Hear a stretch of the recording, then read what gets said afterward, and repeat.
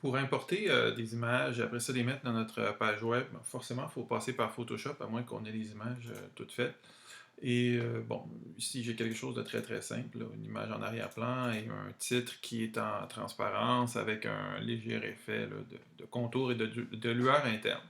Donc il y a plusieurs manières d'amener, admettons que je veux amener mes deux images différemment. Là. Admettons que je voudrais que mon Bukowski puisse bouger à gauche, puis que mon image soit en arrière-plan, puis puisse s'étendre. Donc dans cette perspective-là, j'aurais besoin de ces deux images séparément, de façon qu'ils réagissent séparément en HTML. Alors, il y a plusieurs manières de procéder. Il y a la trad, donc on peut fermer les yeux puis faire fichier euh, exporter, enregistrer pour le web.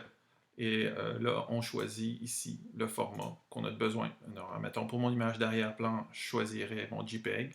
Je règle ma qualité en fonction de quelque chose qui n'est pas trop dégueu, mais non plus pas trop lourd. OK? Ensuite, je fais enregistrer, puis je choisis où. Puis après ça, j'ouvre mon autre œil, etc., etc. Et je refais le truc. Où je peux faire fichier enregistrer sous et je choisis le format que je veux. Moi, je ne vous le conseille pas parce que des fois, notre image pourrait être au mauvais mode parce que c'est vraiment important que pour les images pour le web, on soit toujours en image en mode RVB et qu'on soit toujours là, au niveau de la résolution à 72 dpi parce que ce qui est important dans le fond, c'est le nombre de pixels qu'il y a dans l'image. Donc, si on augmente ça, ça n'augmente pas le nombre de pixels. Ça fait que ça l'augmente, mais ça nous donne une mauvaise référence. Donc, enfin, toujours à 72 dpi et on se fie à notre largeur en pixels. Ou enfin, la façon que moi j'aime beaucoup travailler, c'est avec la génération d'images qui est relativement nouvelle dans Photoshop. Donc, tout simplement, on a juste ici à indiquer sur les calques, une fois qu'ils sont terminés, il faut que notre photomontage soit relativement terminé puis qu'on ait aplati là, les calques qui composent le photomontage, de façon à avoir seulement la bonne image sur le bon calque.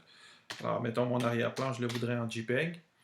Et mon avant-plan, ben, comme il y a de la transparence, je l'ai mis à 74%, puis j'ai mis des effets. Donc, comme il y a de la transparence, il faut que je le mette en PNG.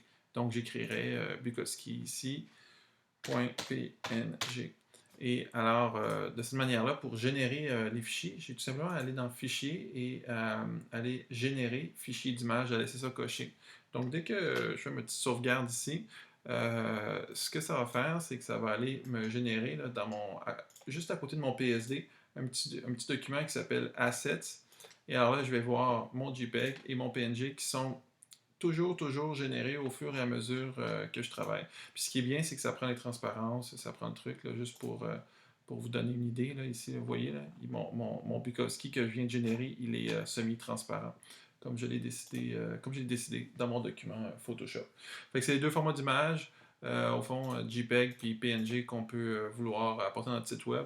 Il y a aussi le GIF, mais bon, c'est quand même assez rare que ça s'applique. C'est vraiment pour des images qui seraient de purs aplats de couleurs, puis où la transparence serait simple, pas une transparence comme j'ai ici avec un petit outer glow, mais vraiment une transparence très nette. Euh, bon. Alors, avec les bandes passantes qui deviennent de plus en plus rapides, là, on va y aller vers le PNG quand on arrive de quelque chose de plus net et on a un aplat de couleurs, et le JPEG pour des images photographiques.